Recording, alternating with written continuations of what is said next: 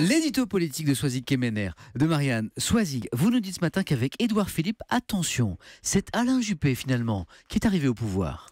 Oui, c'est l'épilogue provisoire de cette incroyable présidentielle. En novembre 2016, Alain Juppé échoué, vous vous en souvenez, a remporté la primaire de la droite et du centre.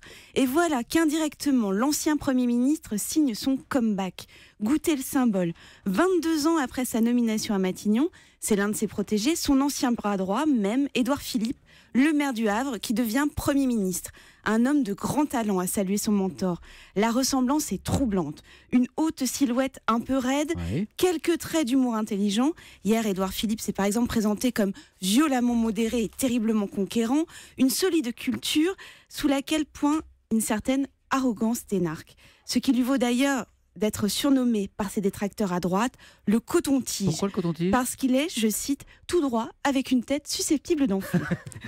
À 46 ans, Édouard Philippe semble un hologramme du Juppé droit dans ses bottes qui, à 50 ans, s'était installé rue de Varennes au début du premier mandat de Jacques Chirac avant d'être tanné par les multiples épreuves du pouvoir. Et Soisig, dites-nous, que pense Alain Juppé justement de l'arrivée d'Édouard Philippe à Matignon ? Alors il est bien entendu très fier, les deux hommes s'en sont entretenus.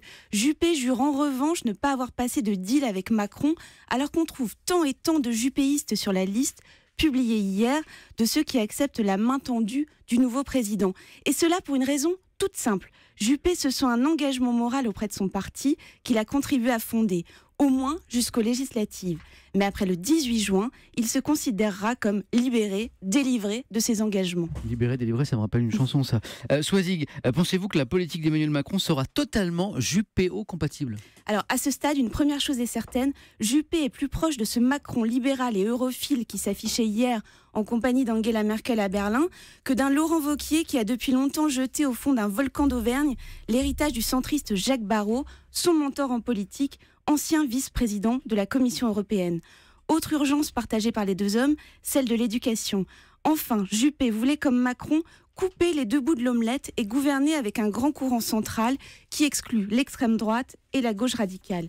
Et au fond, ajoute un ami du maire de Bordeaux, ce dernier voue une certaine admiration à ce Macron qui a emporté la présidentielle au nez à la barbe de ceux qui, comme lui, jouaient pourtant la course de leur vie. Quand avec Édouard Philippe, c'est Alain Juppé finalement qui arrive au pouvoir. Et je signale Soisig, que vous co-signez ce livre, l'irrésistible ascension, les dessous d'une présidentielle insensée. Et vous écrivez notamment qu'elle restera, ça il n'y a pas de doute, comme la plus folle de la Ve République. Merci Soisig.